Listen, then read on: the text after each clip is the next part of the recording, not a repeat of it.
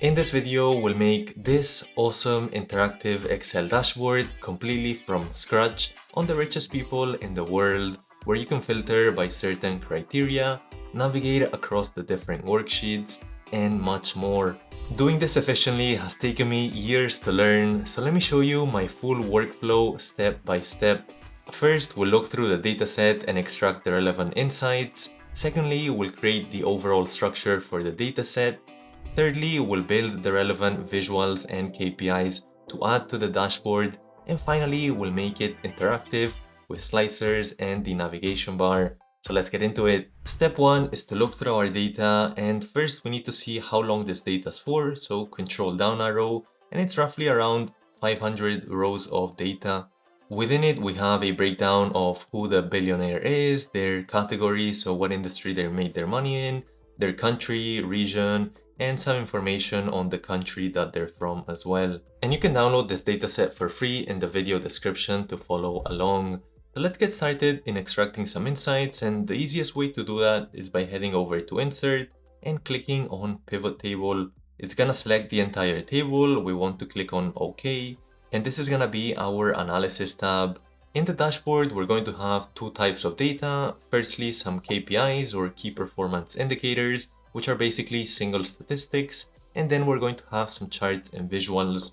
So for the KPIs, we can add some interesting data, like what could be the total count of billionaires. So we could do that just by adding the person name under the values. So you can see the count is a total of 475 different people. We can copy that and just paste it down below for a second KPI. Let's suppose that we want to know the average net worth of all of these. So we can scroll down to their net worth, which is the final worth. Let's go ahead and add that in the values and drag out the count. So right now we have the sum of all of the net worths. That's not quite right. We want the average. So we can click on this drop down here and go to value field settings. From here, we want to select the average and click on OK. Nice. And another KPI that could make sense is to see the average age of these people. So we can copy that again and paste that down below. That's gonna be our third KPI. Instead of average final worth, we want to go to the age column, drag and drop that under our values, and let's get rid of that part. And again, we want to switch from the sum to the average and click on OK, just like we did before. Let me reformat this and just get rid of a few decimals like so. So we've worked on the KPIs, and now we can work on adding two different visuals. Let's do that down below. So we're just gonna copy this area and paste it down over here. So the first visual, it would be nice to see the person alongside their net worth. So we're gonna go from high to low, for instance. We can select the person name as the row. You can see all the different people in here now.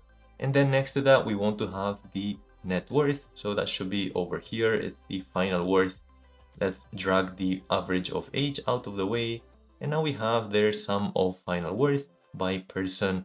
Right now we have far too many entries here as we have all 500. So we want to drag that down by going over to final worth, right click, and first we're gonna sort these from high to low. So sort and sort largest to smallest. Now that we have this well listed, we can actually reformat them. So Control Shift down arrow, Control 1, and let's format it 0 decimal places and 1000 separator. That's looking better, and we don't want to see all of them. Right now we have all 500, so we can actually filter out some. We're gonna go towards the name side, right click, and then go to filter top 10. Once you click in that, you can see we can filter by top 10 or whatever other number. Let's say we go for a top 25. Nice. Alongside their net worth, it would be cool to compare it with their age, see if maybe there is a relationship there. So we can add an extra column here under the values, which would be the age column in this scenario. So we have them side by side. One final visual that would be nice to see is the breakdown of the net worth by industry. Maybe some industries are more lucrative than others. So we can scroll down over here and paste the pivot table one more time. But this time it's not the average of age, but rather we're gonna go for the category, which is basically all the different industries. Actually, let me put that under the rows, and then we're gonna put the same final worth under the values area like so. Let's also filter this one, so right click And sort, we're gonna sort largest to smallest again, much like before. And let me reformat these numbers too. So I said no decimal places and 1,000 separator as well. Awesome, that wraps up the first part, and in step 2 we have setting up the overall dashboard structure. As you can see right now we have no data here, but let's get rid of these grid lines by going to view and clicking on grid lines. That's looking a bit better. In this column A, we would like to make this the navigation bar, so we can actually change it to a darker color. Let's say I go for this one over here. And here in the center, we're gonna have the title area, some KPIs right below it, like so, and then some charts over here and more charts here that are vertical. So for this, I personally like to use a few different shapes. We're gonna go to shape and let's select this one that's a rounded rectangle, kind of like so. That's gonna be basically on this first top area. From here, I'm gonna remove the outline, so no outline. I wanna create a shadow. Let's say we go for a shadow like this one right here. And for the fill color, we're gonna match it to the navigation on the side, kind of like that. Adding these different shapes, I think makes everything stand out a bit more than if we typed it inside of a cell. Now that we have this one well formatted, we can press Ctrl D and we want to follow the same steps for changing these. So this one, we could change it to a different color, like a yellow, for instance, by going under the fill color here. Let's say I go for this yellow. And if I want to duplicate it, because let's say I want 3 like this, I can press Ctrl Shift and drag that to the side like so. Now let me fast forward how I do all the rest.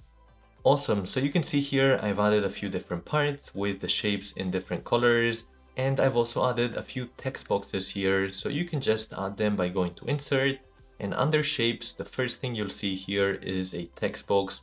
I think this is a lot better than adding text inside of a shape directly, as with a text box it's much easier to move it around, and you can even have it halfway outside of the actual shape if you want to.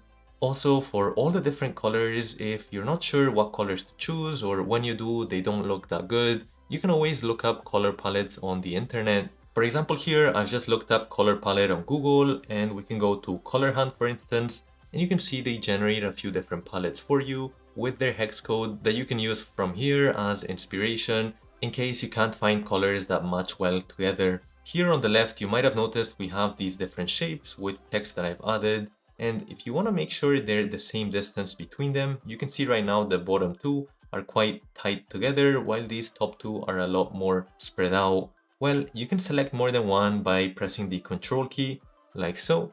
And then all the way on the right under shape format, we can go to align and make sure we distribute vertically. This way we'll make sure they're all in the same distance, and we can even change the sizing of them. You can see right now they have this width, and I can choose the height to be 0.92 exactly for all of them. Nice, this side is looking clean, and later on when we click on a certain shape, it's gonna take us to the dataset worksheet over here, and same thing with all the other buttons. For now, we'll just add an icon up here, something like the globe would be nice, so I can go over to icons, and in this pop-up we can look for world. Let's say we go for this one over here, click on insert, and let me drag that all the way up top and change the color for it. So under fill, I'm gonna go for a yellow color like that. I think this looks pretty decent. While Excel is a great starting point for creating dashboards, there's actually more powerful tools like Power BI, which you can learn how to use with our Power BI for Business Analytics course. In our all-inclusive curriculum, we start with data cleaning and transformation using Power Query, then we get into data visualization tools, followed by DAX or data analysis expressions, which is what you use to build formulas in Power BI. Then to simulate real-world scenarios, we go over 2 extensive case studies. One focuses on building a profit and loss dashboard from scratch on Nike, while the other focuses on visualizing McDonald's European restaurant operations. Currently, 97% of Fortune 500 companies use Power BI, so if you're looking to invest in yourself, check out the link in the description below to get started with Power BI. Now moving to step 3, and we've extracted all of the data and we want to now convert it into a visual or a KPI. So for this, we're gonna head over to this sheet. Let's call it something like analysis. And from here, we wanna create some kind of visual out of this. And for these first ones, we really just want to link the value over here. So that's the first one, second one, and third one. But we need some kind of text box for this. So let's just copy this one from the top. And I'm just gonna press Ctrl Shift and down arrow to drag it down like that. Within it, you'll notice that if we delete this area and just say under the function bar here, put the equal sign and simply link it to our analysis data. So this first one is the final worth. We're just gonna link that and hit enter.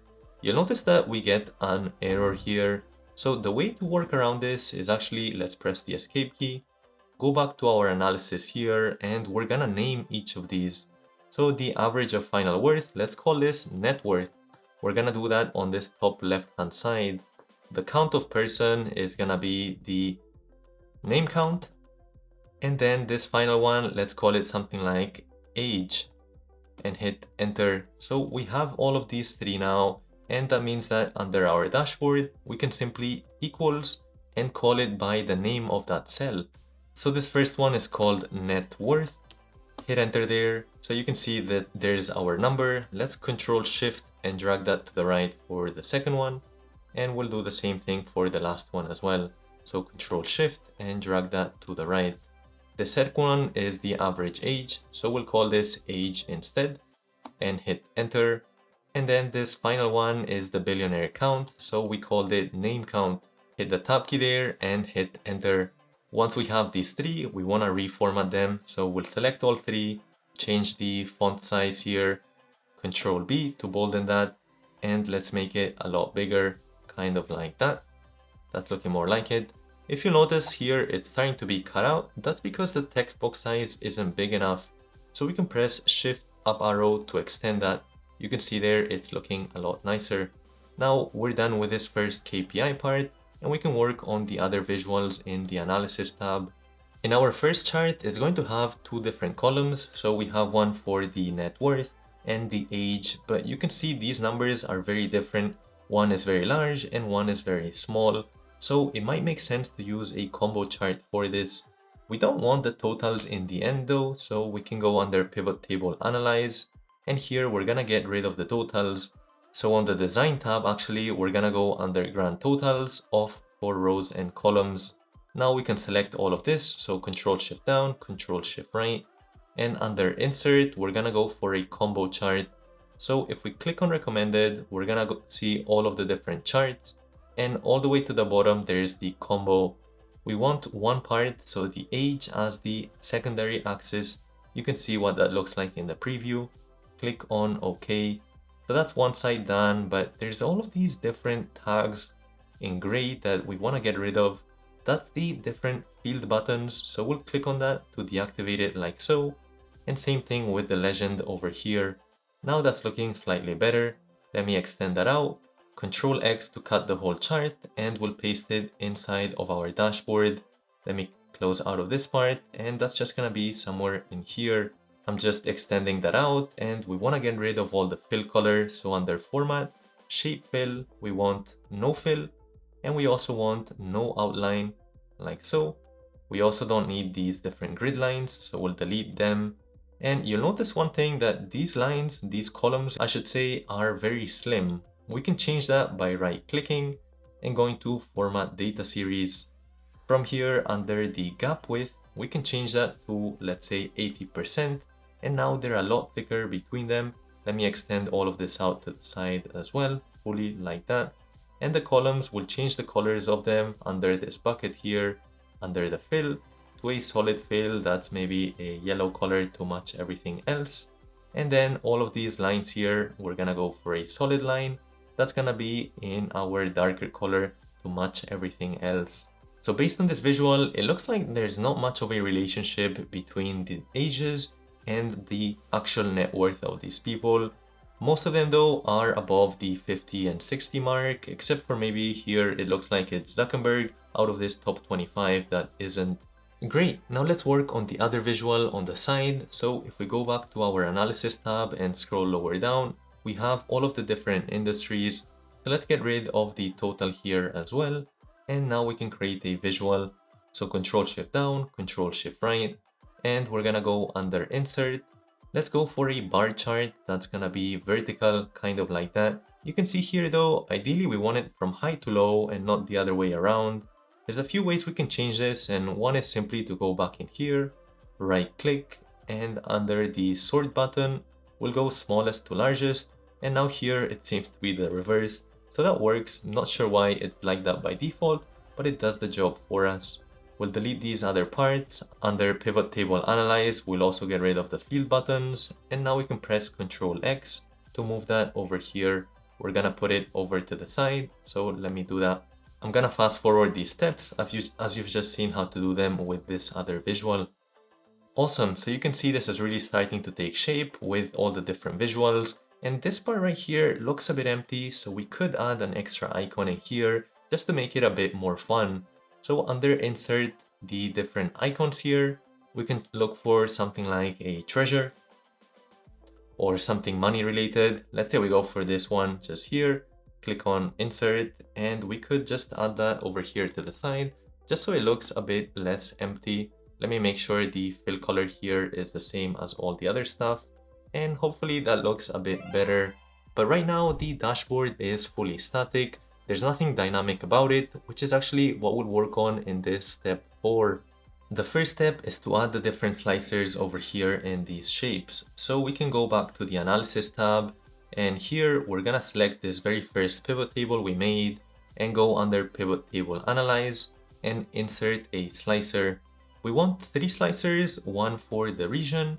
Let's also choose one for self-made, so it's a true or false there. And for the gender, so male or female, click on OK. We have these 3. Let me just copy them and Ctrl X there to cut. And under the dashboard, we're gonna paste them, so Ctrl V. Right now they're over here and they're not really matching any of our styles, so we need to make a few changes to them.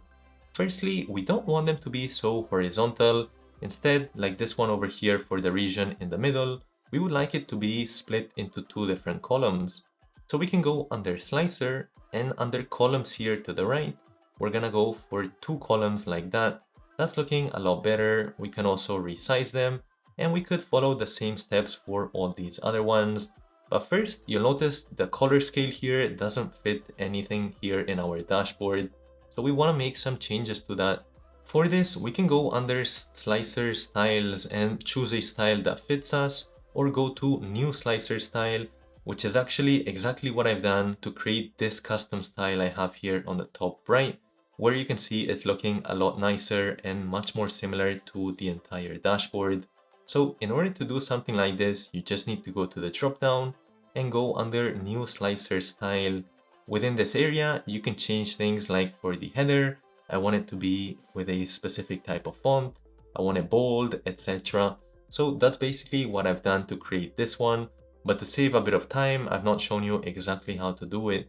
For this other one, we want to do the same thing. So again, we'll choose this option and we want to choose 2 different columns, and same thing with this last one and 2 columns as well.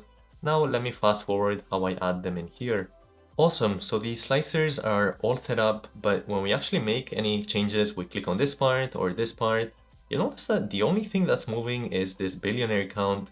Nothing else seems to be changing, and the reason for this is if we go back over here, we did the slicer only on this first part, so we need to link it to all the other parts as well. So we'll click on the slicer, under slicer, go to report connections, and in here what we want to do is link all of our pivot tables as they're all relevant to that slicer. Click on OK. And now you'll see when we click on male or when we click on female, everything seems to be updating. Click on that X to remove that filter entirely. We want to do the same thing with these 2, so let me fast forward that. And now we should be fully dynamic from this side. I can choose LATAM and it looks like there is very few billionaires. I can go for APAC and the number is much higher. EMEA or even North America. You can see that all of this seems to be moving well.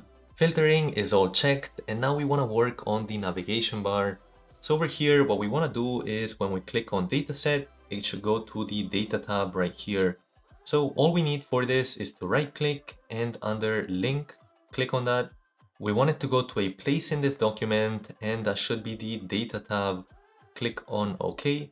So now if I click on dataset, you notice it takes me to this data sheet. We want to do the same thing for all these other ones. So again, link on this one, and that should go to the analysis tab. For this final contact, we can get a bit more creative. So right click, link, and instead of going somewhere in our document, we could say, hey, go to a specific email address like hello@gmail.com. Something like that could be an option as well. Click on OK. So if they click on contact, it's directly going to open up an email for you directed at hello@gmail.com. So that's something quite cool. The problem right now is even if we go to analysis, we can't actually go back to the dashboard because we don't have a separate column for that. Same thing over here for our data sheet. So now that we've added these extra columns, all we need to do is copy this entire column and basically paste it in here. And same thing with this other one. If the shaping is not correct, you just need to move it around a little bit to adjust it accordingly. Let me fast forward that. Awesome, so now I can go to my dataset and then I can go back to my dashboard like this. So it's a super easy navigation system. So that's how you can go about making a dashboard in Excel. If you want to use some slightly more advanced visuals, in this dashboard they were a bit simple. You can learn how to do that with this video over here or by taking our Excel course over here.